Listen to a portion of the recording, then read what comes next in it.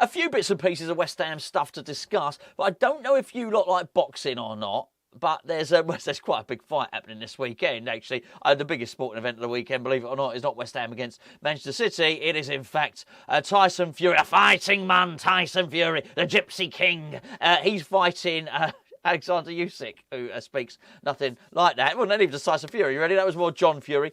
If you like, I don't know how many of you are interested in the boxing. If you like a bit of boxing, we'll have a chat maybe at the end of the video after we've discussed Said Benrahma and such likes. Because Said Benrahma's transfer to Olympique Lyonnais may well be off. And the reason for that is not because he's not performed very well at all. He's done really, really well. He started off... when he went to Olympique Lyonnais, obviously went on loan in January. It was a loan with an option to buy. And the club have cleared up to suggest it is an option, not an obligation. He went there, he enjoyed the training. He spoke very highly of the coaches, the training regime, all that type of stuff. The football basically suited him more than the football at West Ham, let's put it that way. But Olympique Lyonnais were in a relegation scrap. They're well out of it now, well out of it.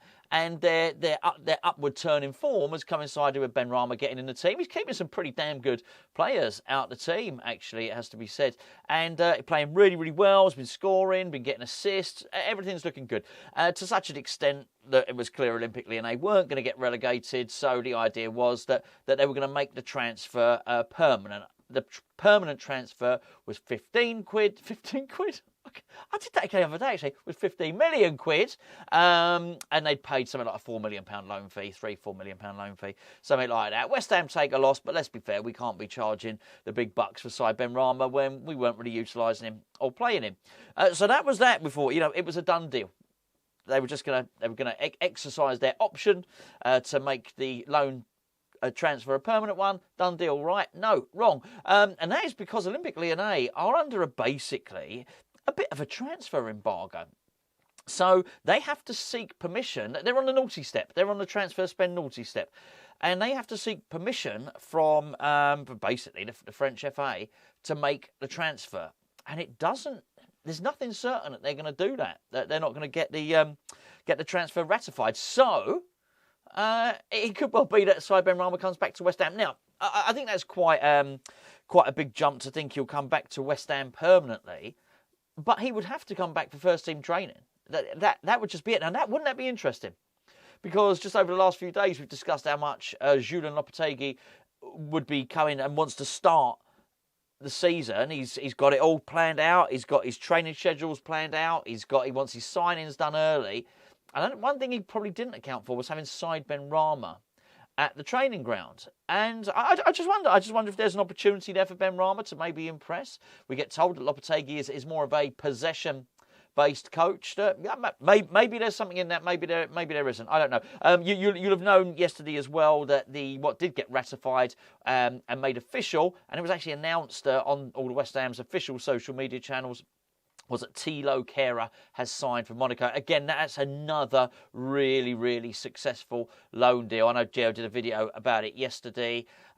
He's another one, isn't he? He's another one that quite possibly could have done quite well under Lopetegui, but you can understand it. You can understand how he would have gone there. He obviously felt the love over there, and you can totally understand why he would want to do that. It's going to be a big thing for him to be in and around that Germany squad, and I guess there's just too much uncertainty with coming back to West Ham. I don't blame him at all. I have a little bit of regret that we didn't make more of his time here. And let's be fair, he would be playing now at West Ham, wouldn't he? He would have played for the majority of the second half of the season since he's gone. I think it's probably fair to say that. I think in many respects you can look at West Ham and think, well, perhaps they backed the wrong horse in terms of Nathan Gerd, who definitely wants to leave, it seems. I don't think there's any turning that around. You never know. Maybe, just maybe, Lopetegui can turn it round, but Gerd's made up his mind.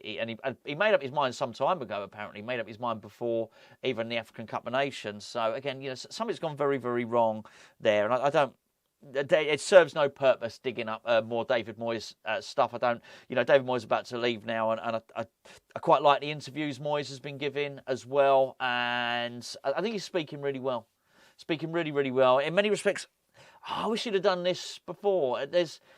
you're seeing a softer side to Moyes. You're seeing a more affable, more friendly, just a better communicator. And I just think it's a shame that he's had to leave and to be on his way out, for him to be candid, for him to be relaxed in interviews and all that sort of stuff. I do think it's a massive, massive shame, actually. But look, he goes. There's no point, kicking him on the way out. He's going. He's got only nice things to say about West Ham at the moment. And I think, it's only fair that I've got nice things to say about him. And I wish him all the best. And certainly he seems like a man that feels like he's going to get another Premier League job. In fact, he was quite cryptic. He actually said it's been quite interesting, the offers I've had since I made it known that I wasn't staying at West Ham.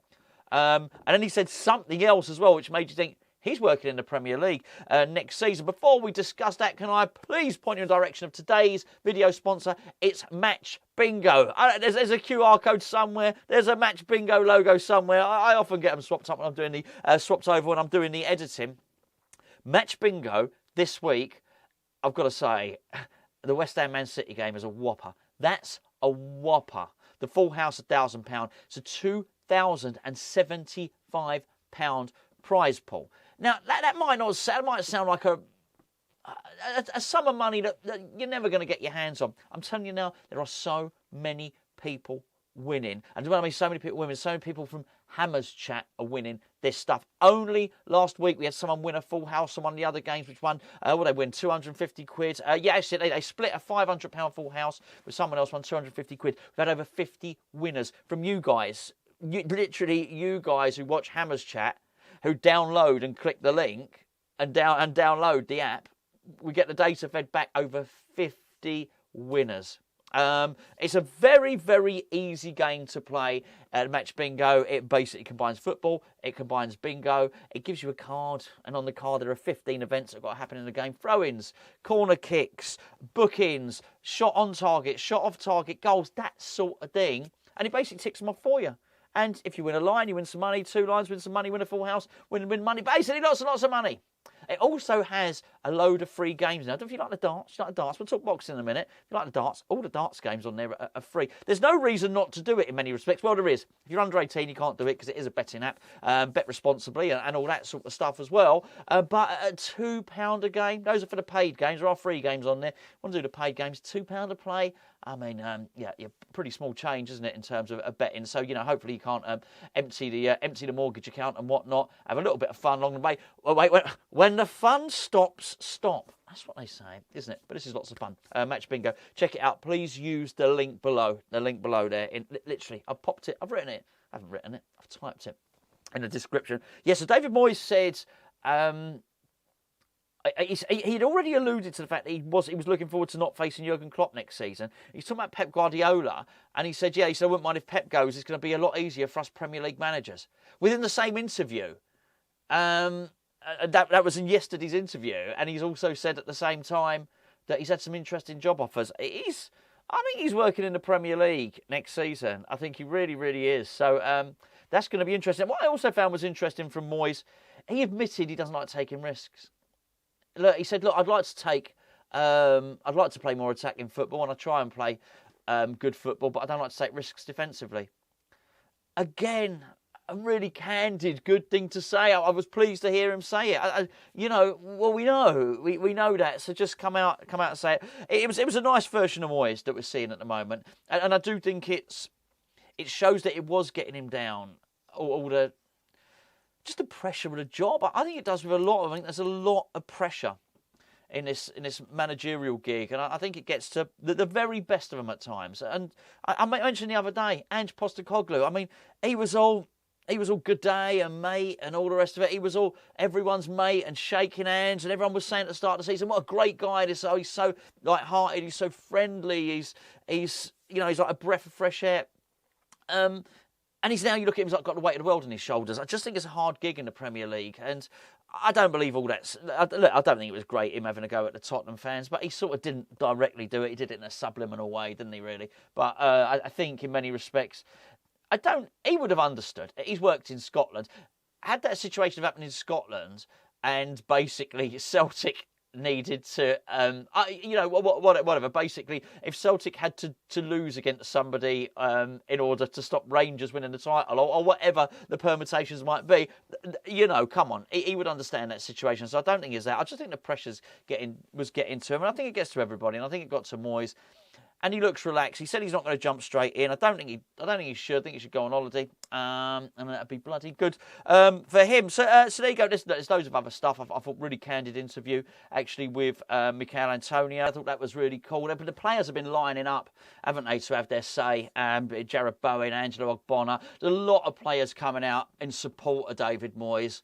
And again, you look at it and you think, do you know what? It almost feels like a little. Well, it is too late. It's too little, too late. They didn't seem to be queuing up to do it when he was under pressure but in the job. But now he's on his way out.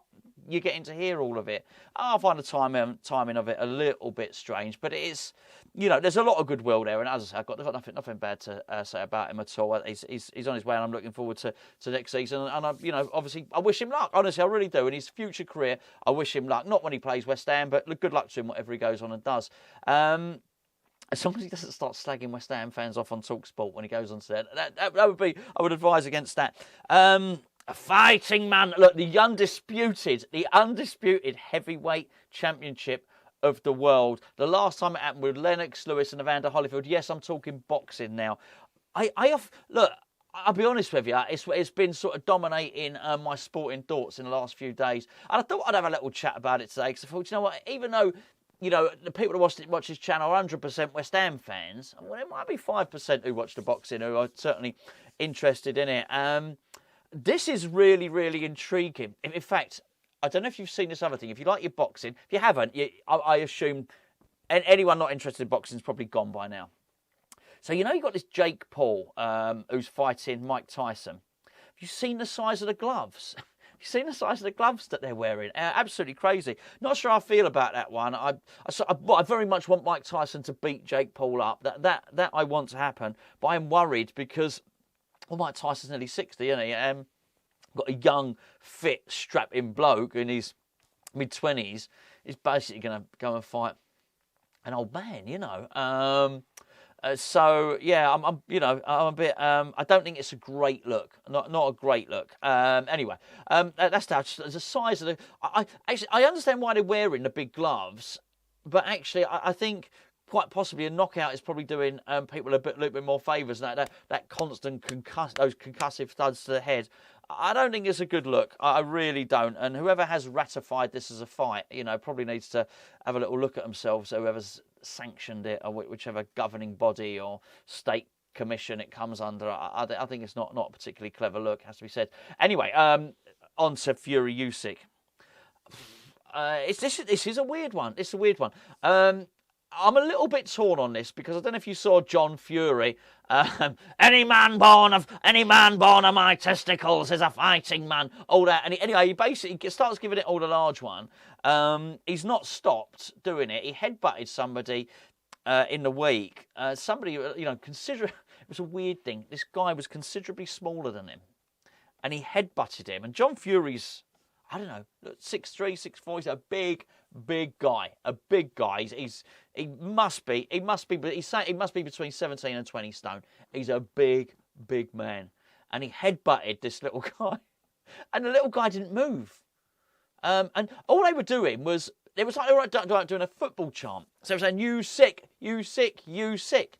And he got offended. They were shouting, you sick, you sick. Nobody talks about the Gypsy Kings and all the rest of it. And nothing was really going on. He went over there and he tried to confront this group of people. And there was one little one there. And he headbutted him. But the little guy, nothing happened to him. He didn't even move. He just sort of went, what? Like that. And then John Fury cut his own headbutting the little fella. And he had all blood pouring down his face. I thought, oh, mate, this is... There were people saying all week, do you think it's good for boxing? Or do you think it's bad for boxing? Well, it's bloody good for the fight. It definitely was good for the fight. I think normal boxing people don't give a damn about that. They just look at it and think, what an idiot John Fury is. I think the people that are disgusted with it are probably the people disgusted with boxing as a whole anyway. So I don't think it particularly damages the sport, as some people were saying. But I do think it's, it's not a great look, and I do wonder if Tyson, did say to him, or someone said, come on, mate, calm it down a little bit. Look, as for the fight, this is tough. I honestly don't know. I think because of all those antics, and obviously Usyk has said he's a West Ham fan, hasn't he? So there's that part of me. I think there's a part of me which probably should want the Englishman to win, and I probably do. But then the other day, John Fury was saying how he was basically slagging off British people and all the rest of it, and the country. I thought, do you know what, mate? I've heard enough from you. So I started thinking, I would quite like it if Fury puts it on him. If Usyk wins this one, actually. I know, but I've just seen the weigh-in. And he's big. So Usyk's weighed in at 233 pounds, and Fury's weighed in at 262. So 29 pounds heavier. It's a lot. That's a lot. And then when I actually stood there and did the face off, and there was a bit of pushing, Fury did look considerably bigger. So I don't know what we're gonna see. I am gonna watch it though. I'm definitely gonna be watching that, and it's gonna be really, really interesting. What I do believe is for Fury to cement his legacy, he's got to beat Usyk, and I think that cements his legacy. I think he then does have to go on and fight Anthony Joshua after that to really sort of cement that as the best of his era. And I think there would be no doubt. There really wouldn't be. But oh my word, honestly, it's highly dramatic. I'm very much looking forward to it. And I don't know. I'll be interested to know what you think in the comments below. What do you think? Leave it there. Let me know. Basically, what do you think? A Fury knockout, Usyk on points, a draw. Let me know what you think the result's going to be. We'll have a little chat about that. I think I'm going Usyk on points. But somebody said the other day that he thought it was just set up for sort of corrupt judging. So in the end, it may well just be that Usyk and Fury, that the judges just make it a draw so as they can get the rematch. I'd hate that, because one of the things I think that's been good about this Turkey Al Sheikh, who's putting on all these big fights out in Saudi. One of the good things about it is I do think it lacks atmosphere. I tell you what it reminds me of when you're watching the boxing over in Saudi. It reminds me of when watching the football in lockdown. Before they started funneling in the noise, it's not very atmospheric. It's not like watching a big fight in Vegas or at the O2 or something like that. However, what I think they have done is they've made fights. And for too long in boxing, there's been too many belts. There's been too many fights that haven't been made. And one thing that these Saudis have done so well is got people in the ring, got promoters together, got these people fighting one another, and they seem to have got rid of a lot of the corruption around it, which I think is a really good thing. So I don't think it'd be a good look at all if the judging was dodgy. I wouldn't have been ever concerned about it at all if I hadn't seen the Francis Ngannou Tyson Fury fight.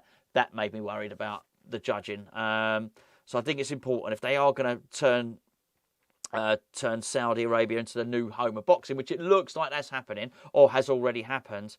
It's really important that they do away with all the things that we didn't like about boxing. That was basically too many belts, too many fighters not fighting one another, but also the corruption in dodgy adjudicating. If they're going to allow that to happen, then really there's no point. There's not really been a huge improvement. It is important, if we're going to see the best fighting the best, that we allow them to fight and don't hedge the scoring at all. Anyway, assuming all scoring is fair, Usyk to win on points. But I would not be surprised if Fury hurts him. He's significantly bigger. Anyway, there you go. Let me know what you think in the comments. A little bit of boxing at the end there. Fighting man!